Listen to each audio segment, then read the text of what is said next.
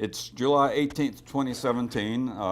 I'm Harry Reagan doing an oral history interview for the Jacksonville Broadcasters Association with Donna Deegan. Donna, pleased to have you here. Thanks for having me.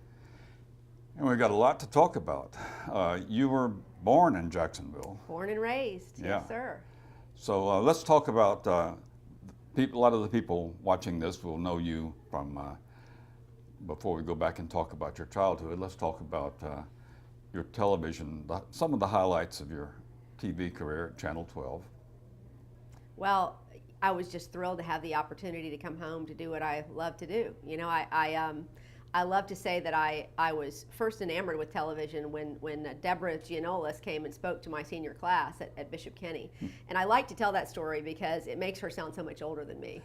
And the truth of it is she really isn't. It's just that she started as a child, basically. Yeah. And when she came to speak to me, I thought I sized her up and I said, we're about the same height. I said, I like her spunk. I always envisioned that I would be a newspaper journalist because I love to write. That's always been my thing. I love to write. School newspaper? School newspaper. Yeah. Wrote some stuff when they used to have a student section in the Times Union or the Jacksonville Journal. I have some stuff in there. So all of that really was where I thought it would go. And then when she came to speak to my class, I fell in love with her. And I just thought, man, this woman is amazing. I'd seen her on television, obviously. But she really started to spin my wheels in terms of women in TV. And so really it was at that point that I decided when I went to college I was going to focus on broadcasting as opposed to just straight newspaper journalism. Well, I was going to ask you how you got interested in broadcasting, and now you know. You already answered that question. You went to college at Florida State University. Went to FSU, go Noles, absolutely. Yeah. My son is there now, which makes me very happy. My daughter went to the Evil Empire, but we don't talk about that much in the family. But yeah, so I went to FSU and was able to get a wonderful internship at what was then called WECA. They call it WTXL now. It's funny how many stations I've been to that have now changed both affiliations and call letters. I hope that doesn't have anything to do with me. But so I started there as an intern in my senior year in college and had a wonderful opportunity because they gave me a chance immediately to anchor the morning cut-ins. It's a very small market in Tallahassee, right? But they also gave me the opportunity to cover the political world because you know, you're really at the seat of government there, right? So I got an opportunity to learn politics, learn how to cover politics, learn how all that crazy world works, and it was just a wonderful experience. And I guess I stayed there for about a year and a half, 2 years, and then took a job down in Fort Pierce. So you stayed at that Tallahassee station after you graduated? Oh yeah, they gave me, well that was initially what happened. I started as an intern, and they gave me a job. During my internship, I was hired, and then I stayed there as an employee. I think my first salary was like $9,000 a year or something like that. I can't even remember. It was a big deal. And then when I got bumped up to the morning cut-ins, I think I got like 11K. So I was reeling in the bucks back then. But that's how you started, right? You started wherever you could start and get your foot in the door, and then. And your next stop was South Florida. My next stop was South Florida. I went down to Fort Pierce. They gave me the opportunity to be a bureau chief in West Palm Beach. So that meant I was anchoring nightly from a bureau on West Palm Beach news. And while I was there, the station across the street, WPEC, which was the NBC affiliate, offered me the opportunity to anchor the weekend news and report. And so I decided to move over to that station. And stayed there for really a relatively short amount of time, probably about a year, maybe a year and a half. It all sort of runs together now, Harry. It's been so many years. But my goal was always to come back to Jacksonville. And at the time, my father was gravely ill. We had actually a kidney transplant between the two of us when I was 18, and he had horrible kidney disease. And that had worked for a few years, and then he'd had a rejection episode because it was also very, very experimental back then, and was really going downhill pretty fast. And I really wanted to get home. As it was, I was traveling home as often as I could. So when I had the chance to come back and work for Channel 12 in Jacksonville to do basically the same job, doing the weekend news, I couldn't wait to come back. So for the last 6 months of his life, my dad got to see me on television, which was wonderful. That's great. Because he was just my best buddy in the world and my biggest fan.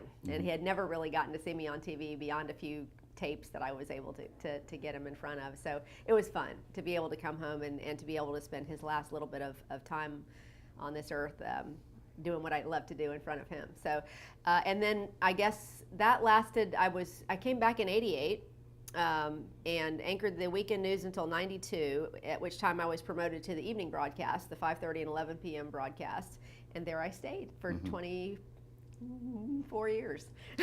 at what later became First Coast News. Right, what later became First Coast News, right.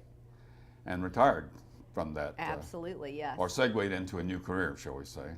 Yes, really, yeah. I mean, it always rubs me a little bit the wrong way when people say you retired, because I certainly didn't retire, but I certainly did retire from that 24/7. As you know, Harry, when you're in the news business, you are the news business. I mean, you have to be available all the time. It's everything you do. It's your waking, it's your sleeping, and for as much as I truly loved that for many years, it was definitely time to go. And when I went, because I had created these foundations and all this stuff that I wanted to do, and literally had no time for any of it. So it was a great career, and absolutely adored it, and was happy to go when I did. Must have been a little bit special to be covering your hometown that you grew up in. Absolutely. I can't even tell you how much. An advantage, I guess, in most respects. Well, I knew how to pronounce everything. That was nice, right? Right. You know, I knew it was Pecan Park Road. Yeah. I knew all the little intricate things that people would come in and say wrong. Right. And obviously, when I first came back, my cousin Tommy was the mayor. So there were a lot of really cool things for me. But covering Jacksonville was wonderful, and I was then and am now in love with the city, and always thought it had the most incredible potential that nobody else saw, and it's been fun to sort of watch it incrementally try to reach that potential. So Tommy, Missouri, any problems with that family issue in terms of your objectivity? No, you know, they rarely had me cover him, honestly. But the truth is, Tommy and I never agreed on much, you know, and it was like everybody in the Missouri family. We had our blood political baths across the dinner table occasionally.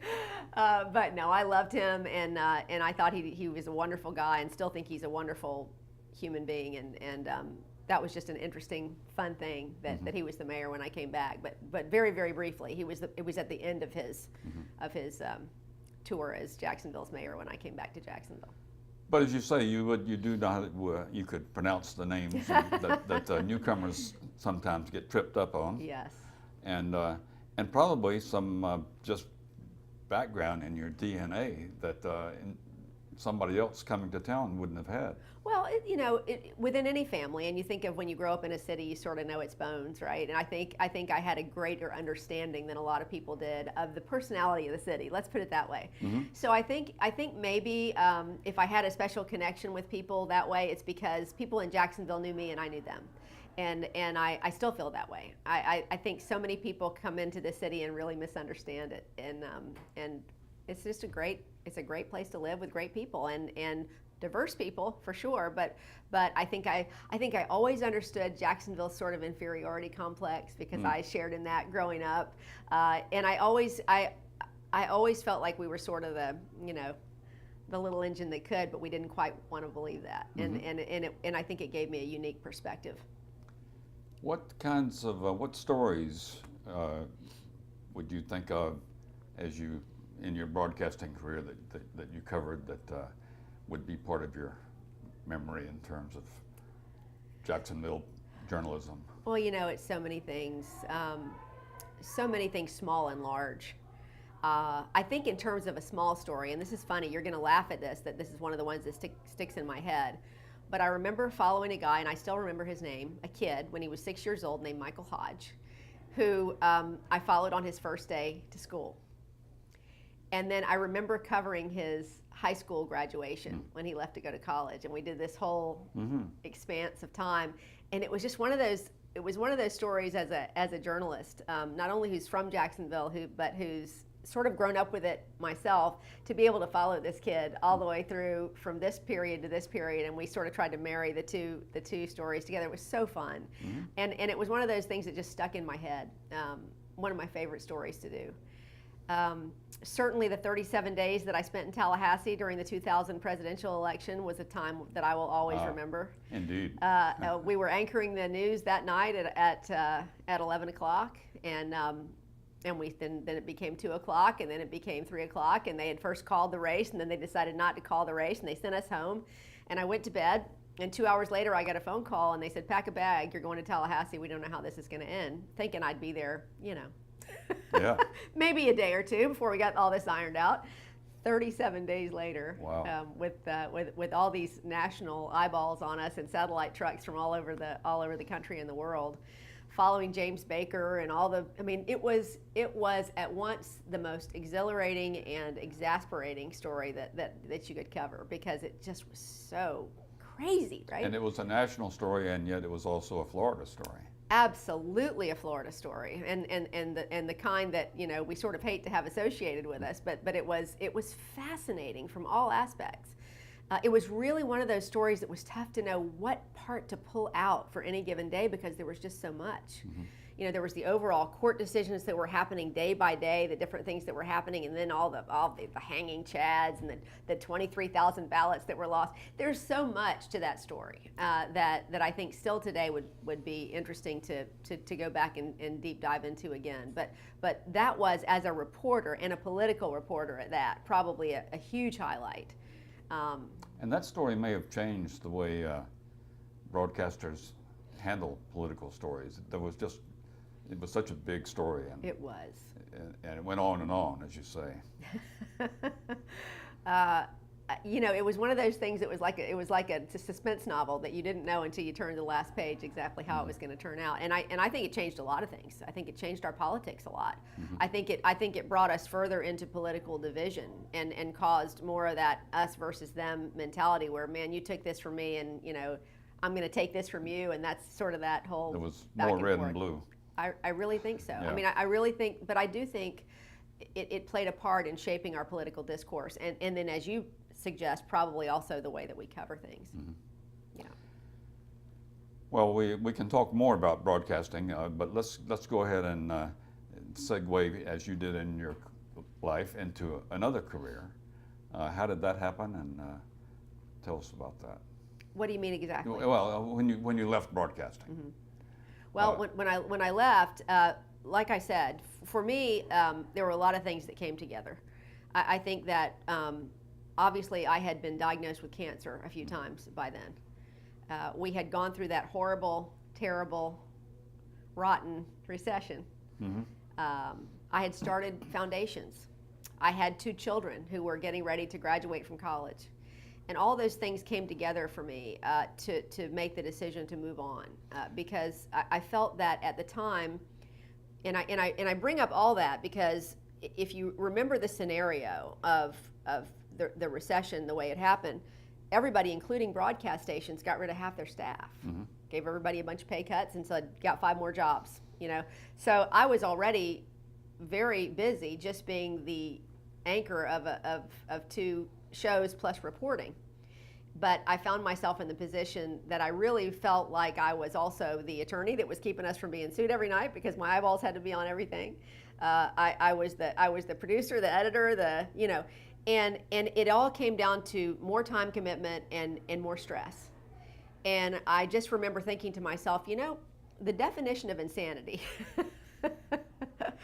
is to keep doing the same thing and expect a different result, right? So I just felt like it was time, given everything that had been meaningful to me in broadcasting and everything that was now meaningful to me in terms of the foundations, to make that split. If I'm going to be perfectly honest, I was that person that was starting to come into the news meetings every day and saying, I don't like this. I don't like the way we're going with this. I don't like the way this is going. How are we taking our clothes off today? That was one of my favorite things, to say. And I didn't want to go down that road. And yet I felt with the whole transition into the 24/7 news cycle that we were more and more going down the road of, how can we get that quick hit? How can we get that quick ratings burst? Mm-hmm. And it just, to me, as somebody, remember why I got into this business. I love to write. I'm very curious. I love the idea of being this crusader for whatever truth is out there. And yet more and more, it wasn't really, in my view, it wasn't the fault of the people who were working there, or really even the people who were running the station. It's just the way the industry was going. And it's important to point out, it was not just Channel 12. No, it was everybody. Around the country. So this wasn't something that I blamed the station for or any of my coworkers. It was simply, this is the way it is, right? And that was 24/7 and cable and a whole lot of factors, right? Everything. And so consequently, I had less and less time for this foundation that I had created and this race that I had played a part in creating. And I just thought, gosh, I'm not living out my purpose now. I'm really not. And the foundation was requiring more and more of a commitment. Yeah, I mean, we were getting the race certainly was, and the foundation needed more commitment. So let's talk, just in case someone doesn't know, the foundation is designed to help fight breast cancer. Yeah, what we do with the Donna Foundation, and just to give you a little background of how all that got started, this was after my second diagnosis. And remember, I had gone through the first time with the whole, I'm going through chemo, I'm losing my hair, I'm telling the story, the whole thing. And I just remember saying to my boss, I just don't want to put people through this again. Nor do I want to put myself through it again in terms of on air. Mm-hmm. I really don't want this to be the news. And I said, what if I decide to write a journal, a blog, that people could connect to so they could learn what was going on with me if they wanted to, but yet we didn't have to talk about it on TV all the time. So that's what I did. I started Donna's Journal. And so what happened was, much to my surprise, it became this incredible discourse back and forth between me and other people that had gone through breast cancer. And the more I heard from these people, the more I was just aghast at how many people were going through what I was going through, only they didn't have a job, or they lost their job during treatment, or they were going through some sort of major financial stress, or their Medicaid was cut off because of some change in financial status or whatever in the middle of their treatment. And I just thought, this is horrendous. Women were telling me they were choosing between putting food on the table for their kids and paying for their medicines. And I said, maybe I can use this megaphone that's attached to my mouth to do something about that. And that's why we started the Donna Foundation. And it was specifically to pay for the critical needs of women while they were going through breast cancer treatment, if they'd lost an income or had some sort of, or were financially unable to meet their obligations. Because it's always been my feeling that stress is a killer, right? So if you're adding stress on top of stress, it's hard to heal from that. So the whole goal was, let's take this stress off and let people focus on trying to get better. And that's why we started the foundation. And then, because I'm a runner and always have been a runner, I thought, what better way to raise money for the foundation than to create this event? And did some research and found out there was no marathon out there for breast cancer. And I got with my doctor at the Mayo Clinic and Jeff Galloway, who's a wonderful running coach, and I said, can we do this? And they both said, yeah, let's do it. And so the race had really become the driver of the foundation, because that was what was really the moneymaker, was bringing in all the people from all over the world to run this race. 26.2 marathon. That's right. That's right. It's a marathon and a half and a relay and all sorts of things. But the bottom line of it is, because it's so unique, it brings people in from all over the world every year. So for me, now remember what I said when we started. For me, the cool thing as a Jacksonville nerd was, I get to bring all these people to Jacksonville who've never seen Jacksonville. And that was part of the fun for me, right? Was to be able to bring all these people from all over the world to Jacksonville for this common purpose, but then also to raise money for the foundation. And then part of the money went to a very specific research portal at the Mayo Clinic, which unravels the genes that cause breast cancer. So all of that became bigger and more and more and more, and yet I found that I was delegating all of it to other people, which I still do a lot of, because I'm not an expert on a lot of these things. But I mean, I'm never going to be the race director. I'm never going to actually be I'm the president of the foundation, but I'm not the numbers girl. I'm not the marketing girl. I call myself the chief eternal optimist, because I sort of cast the vision, basically. But I wasn't present.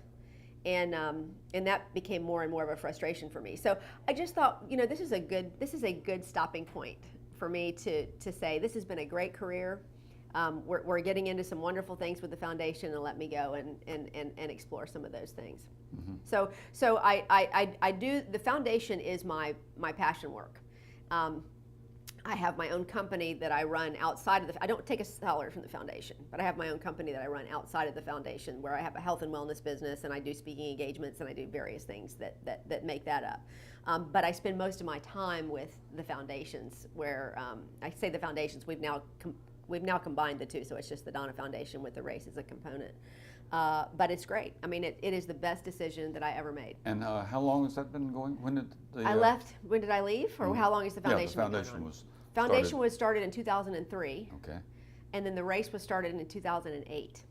And you were a runner from high school? Or? No, I actually started running after my last child was born, and it was time to go back to work, and I couldn't fit into my clothes. And I went, for the first time in my life, I have a dilemma here that I'm going to have to figure out a way to solve. I'm not going to go out and buy a whole new wardrobe. So I decided to go out, and I said, these last few weeks before I go back to work, I'm going to just run a little bit and see if I can get off the rest of this baby weight.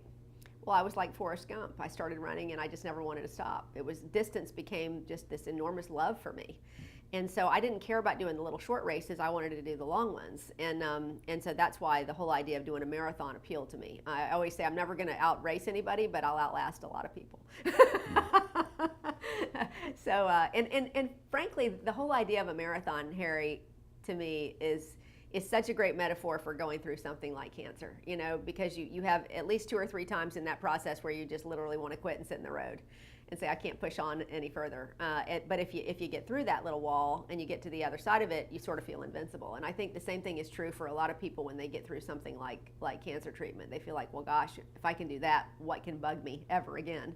And the running craze, if we can call it that, I think got started with Frank Shorter. And, sure, in the 70s. And sure. What's his name? Rogers. Bill Rogers. Bill Rogers. Who's come in for our race a bunch of times, yeah. And so. And Joan Benoit Samuelson, who comes in all the time for our race. And it's kept on going. Yeah. It is. It's not. I would say the boom is not as big as it was back then. I think we went through another mini boom about 10 years ago, and it's sort of leveled out. You've got a lot of the younger kids now who are into stuff like CrossFit and different things like that. But you're starting to see it pick up again with younger people who like the whole idea of that sort of a challenge. So it goes like this. Running goes like this, but it's always sort of a steady thing. I would say for people my age, it's still the big thing. You know, still the big thing. And there are at least 2 books we should mention, right?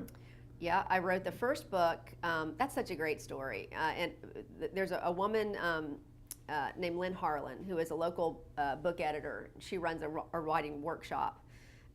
Crazy, crazy lady. I love her to death, but wonderful editor. And she called me one day and she said, I had a dream last night and I couldn't get it out of my head, and damn it, I don't want to do it, but I've been told in this dream I need to tell you this, and so I've had a vision that you need to write this book about your journals, and we'll draw out people that were actually corresponding with you, and we'll have them tell their own stories as part of this book.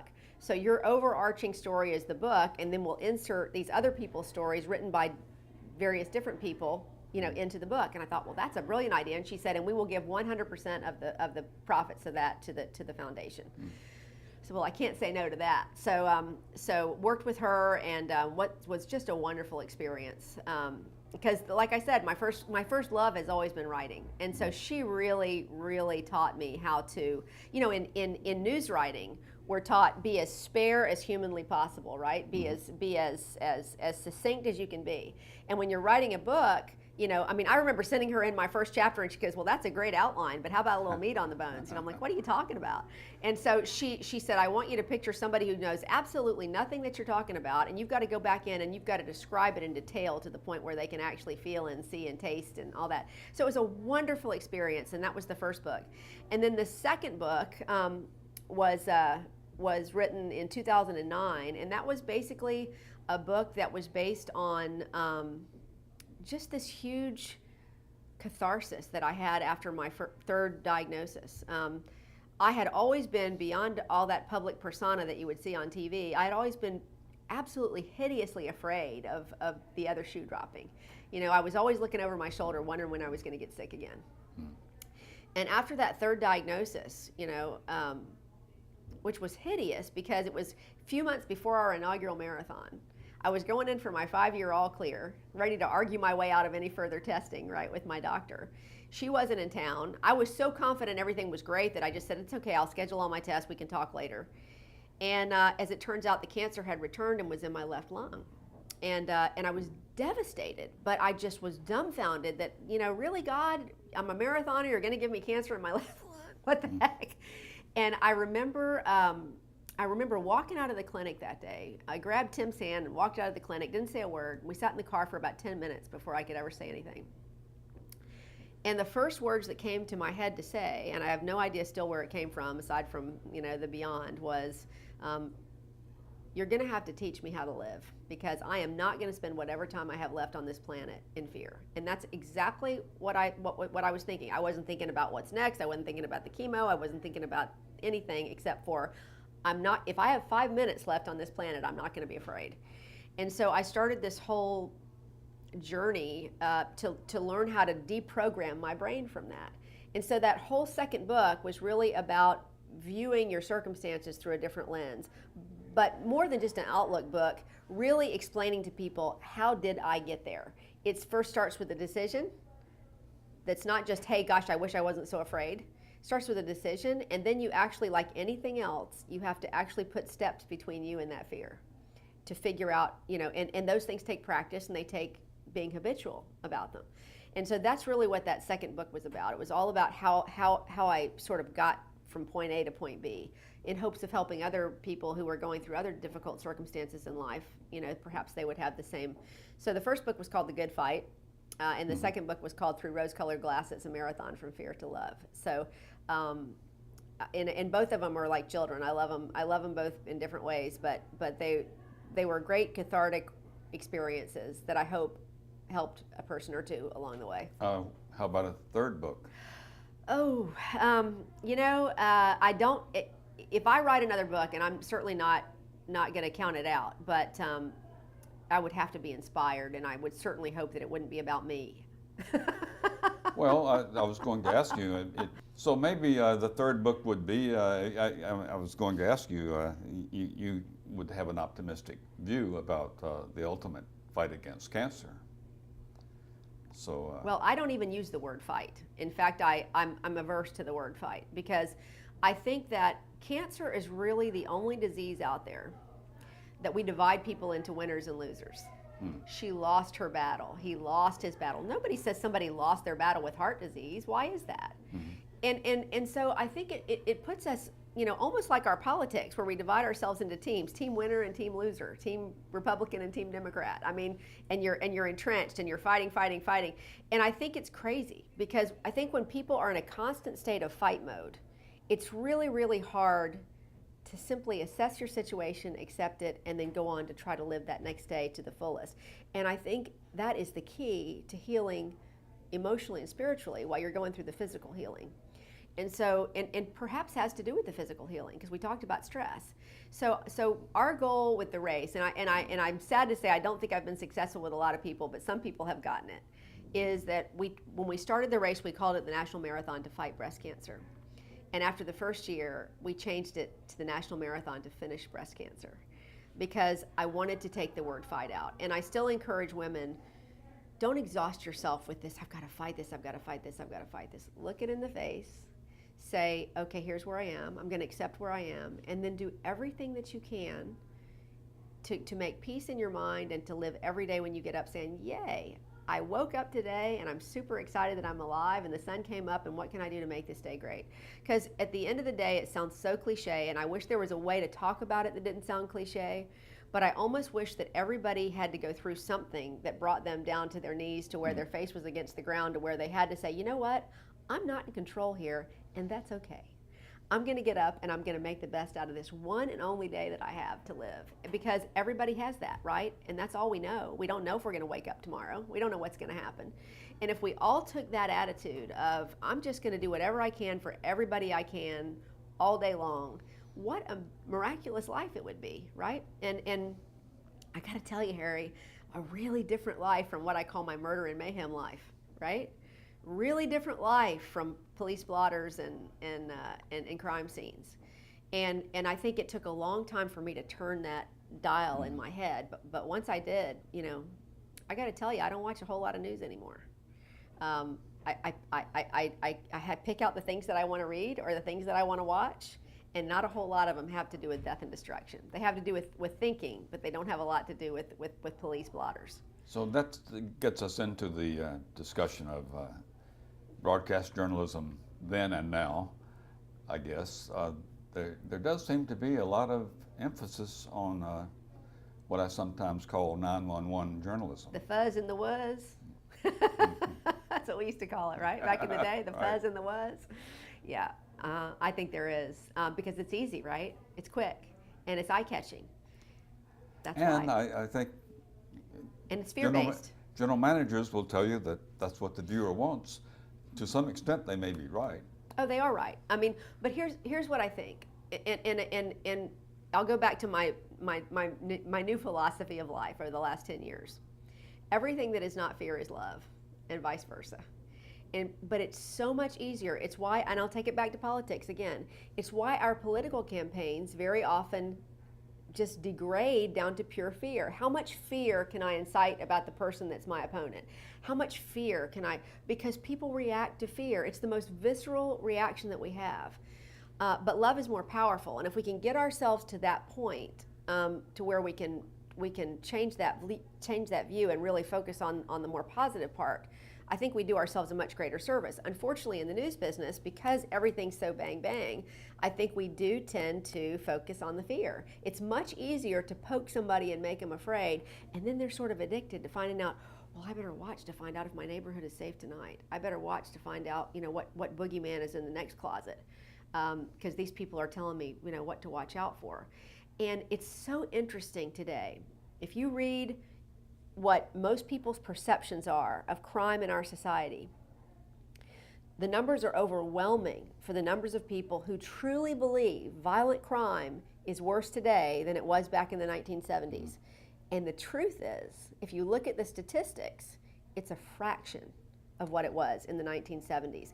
And the reason people think that is because back then we had a newspaper a day, we had an evening broadcast. We were not pounded with the constant be afraid, be afraid, be afraid, be afraid. Your world's on fire, or your world's, you know, going to hell in a handbasket. And that's where we are now. And again, that's the industry. But like anything else, once you start down that road of mutually assured destruction, it's hard to come back from it. So you might not be terribly optimistic about ending that. You know, actually, I'll be honest. I don't think I was until this latest political environment. And as negative as many people are about journalists now, I think what we are starting to see, or what we've seen over the past year, has truly been some of the greatest journalism, especially from newspapers, that we have seen in years. And I'm one of probably the few people, and I'll say that I said it. Back when people were saying newspapers were going to die, what I said was newspapers are going to save us, because it's the only place left where we can do long-form, in-depth investigative journalism. And boy, have people done it. And so while the people that don't want to hear it may call it fake news, the truth is it's excellent journalism. And so I actually have greater hope today than I did when I retired from the news business 5 years ago, that we are really at a point where people are going to start to say, you know what, this is what I'm going to subscribe to. This is what I'm going to pay attention to.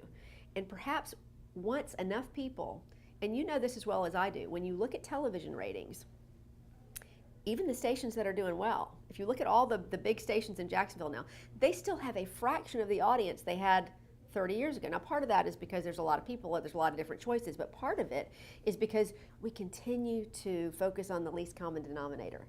Whereas over here, if there's a reason 60 Minutes has been appointment television for however many years it's been on the air, because it's good quality stuff. So I think my hope is, the optimistic part of me says, this is what people are going to migrate toward. People are going to start to say, this is what I'm expecting of you. I don't care if you give me, you know, the everything in 5 seconds, but I do want the quality stuff. This is what I'm going to spend my money on subscribing to. And I hope that, as always, when money talks, as it always will, that will be eventually what drives the television market back in the other direction. You may have occasion from time to time to give career advice to people young people who might be considering journalism or broadcasting as a career, what would you say to them today? Run! First of all, I would ask them why they're interested. My first question for interns that would come into the newsroom was always, why are you interested? And if they said, I just want to be on TV, I had very, very little time that I wanted to spend with them. But there were some that were honest enough to say that. But for people who truly care about their community, I say and I still believe, if you're in it for the right reasons and you're willing to fight for doing the right things, there's nothing more valuable to a newsroom than a person like that. But if you are, take the time to learn your city council people. Take the time to learn how your government works. Take the time to really figure out what you can do. And again, I hate to sound like a Pollyanna, but I really do think in the local news business especially, it's our job to make the community better. I mean, we're a community service. Find the ways in which you can make your community better, okay? And that doesn't mean it's always going to be a good news story. You may be exposing corruption someplace, but if you're getting into this because you either love the whole craft of writing and journalism, or you really love the idea of being a crusader for the truth, that's great. I will encourage those people all day long, but they will have to know that they're going to come in and be buffeted by the winds of everything else. And I'm very honest about that. I'll tell you, when I trying to remember when it was. It was not more than a week or two after the election took place, and I was invited to speak at a local Rotary Club about the foundation. And I walked in and I sat down, and I'm up on the panel, on the dais or whatever you call that whole area where people are sitting, and the gentleman who was running the meeting got up, and the very first thing he did was launch into a 10-minute tirade of how much he hated the media and how awful it was or what a huge win this whole election was for putting the media in its place, and how nothing could be trusted. And I sat there listening to all this, and you've never heard a greater critic of the media than me, okay, when all this transition. I mean, I have criticized very much the way things have taken place, but I found myself the more I sat there, I could just feel the whole blood draining out of my face. And I looked across to the girl who had booked me for the meeting, and I nodded my head at her, and she shook her head at me like, no, don't do it. And I got up and I said, I'm going to talk about the Donna Foundation today, but before I do, I have to put in a word for journalism. And I said, for all the faults that it has, and there are many, I'm not going to pretend it's perfect, but I will tell you the enormous majority of people out there who are in journalism are trying their very best to get to the truth of an issue and trying their very best to be fair. And if you want to know what a chaotic society looks like, or what a society that is not free looks like, take away journalism. And I said, you will not know what an awful world we live in until you take away free journalism. Wow, and good for you. Man, I was ticked. and the glares that came to me from the room, I got a few attaboys, but mostly people were not in my camp on that. Mm-hmm. And it does frighten me that we have apparently an enormous group of people out there that believe everything they hear now is fake. It's if you allow yourself to be drawn down that road, it really is a frightening thing. But again, I'm going to choose to think that perhaps all the good reporting that comes out is going to draw people eventually to a positive place. But it does scare me, Harry. I'm going to be honest. I mean, I never thought look, as a journalist, you always have your share of people throwing rocks at you. There's no question. But to have so many people, an entire, at least half of the country, who thinks everything you say is made up. It's an enormous insult to the people who give their lives over to this profession. And it is really, at the end of the day, a very noble profession for the people who are trying to do it right. And I think most people really are trying to do it right. Well, you've got 2 children. Mm-hmm. Either of them going into journalism or broadcasting? Actually, yes. My daughter ran as far away from that as she possibly could. She's going into occupational therapy. She's now in graduate school for occupational therapy. God love her. Yeah, so my son wants to go into sports broadcasting. Already over at FSU, he's in his senior year at FSU. he has a morning radio show called Wake Up War Chant that he does with another young man, and he gets to talk sports all morning long before his classes. So he's in heaven, and he can't wait for the day. He said, the only thing is, Mom, I wish the most popular time slot wasn't the morning drive. Because I really hate the idea of getting up this early every day. And I said, well, you know what? I like it because you can't go out and party all day long. You have to get up. But no, so I have one that is interested in broadcasting, and I think he will stick to that, either in radio or in TV or both. But he's adorable, so I expect he'll find his way onto television at some point. He's a really, really knowledgeable kid about sports, so he'll do well. And you mentioned your husband, Tim, who is in TV, we all know, and Yes. Also a runner, right? Yes, a big runner. Tim Deegan. Runner, swimmer. He's Triathlon. triathlete. But you know, it's funny because when Tim first started, I think he was the kid. I'm looking over my shoulder at a picture of George, and Tim was the kid. You know, and that's been 35 years now that he's been on the air at Channel 12. He started when he was 22 years old, and now he's not 22 years old. But it's been fun. He still is like a kid when it comes to the weather. I mean, he is literally like a kid.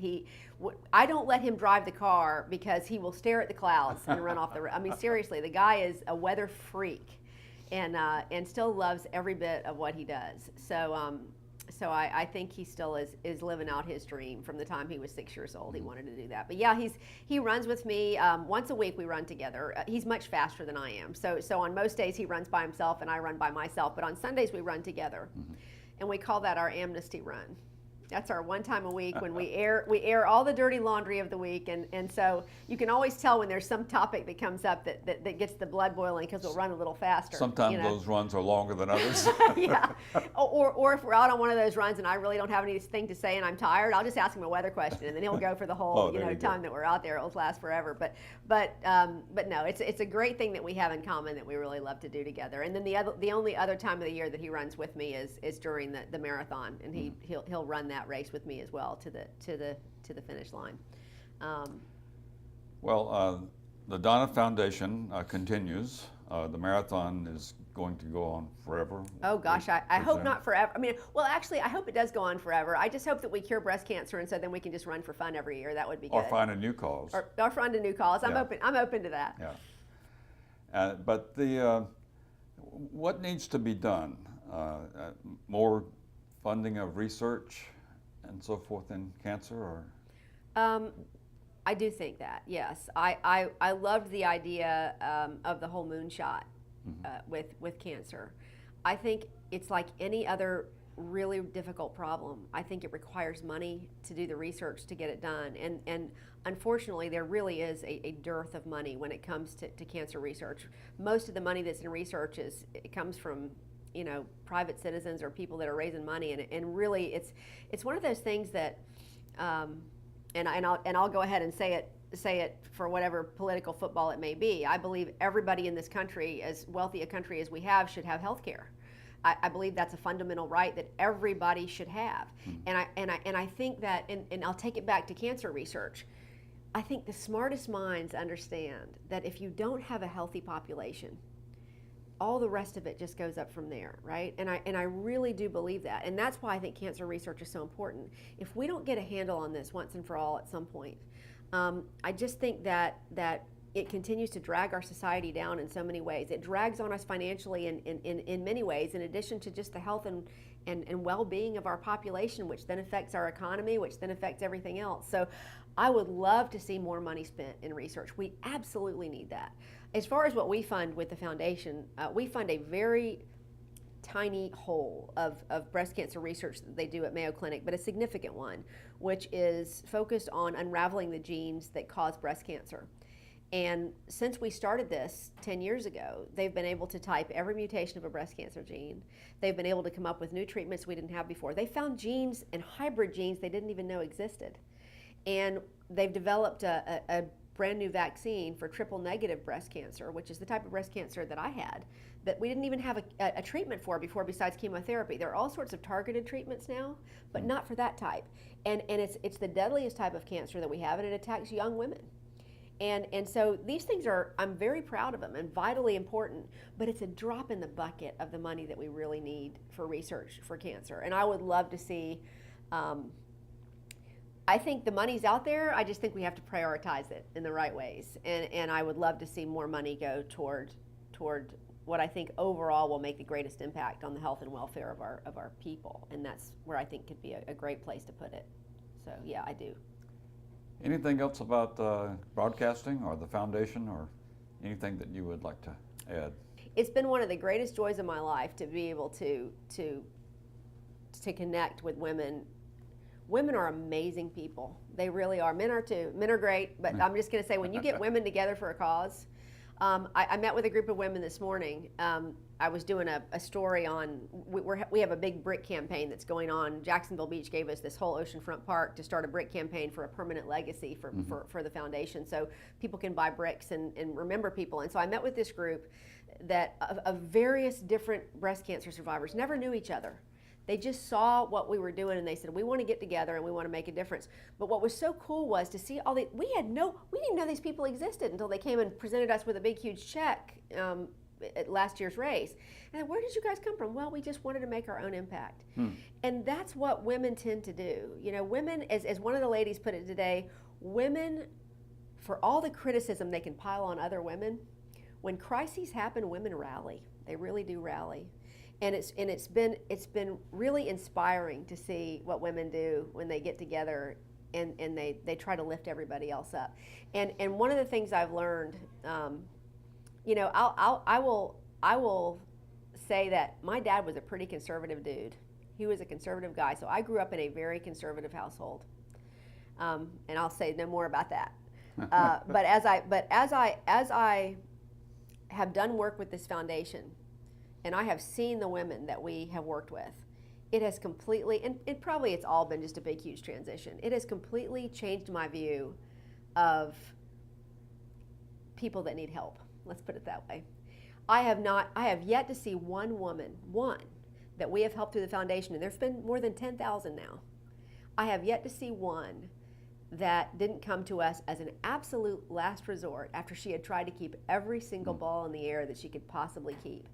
And I will tell you, the huge majority of women want to come back and help once they get back on their feet. And that to me speaks volumes. And I wish that in this country people could put on my glasses on things like that. I know we have abuses of the system, there's no question that we do, but I truly believe the huge majority of people just, as my friend Jim King used to say, sometimes government is the only anchor to windward that you'll ever have. And I miss him, by the way. I miss Republicans like him. But I wish people could have the eyes that I have for people like that, because I think the huge majority of people really don't want a handout. I think they really just want to get on their feet and help other people.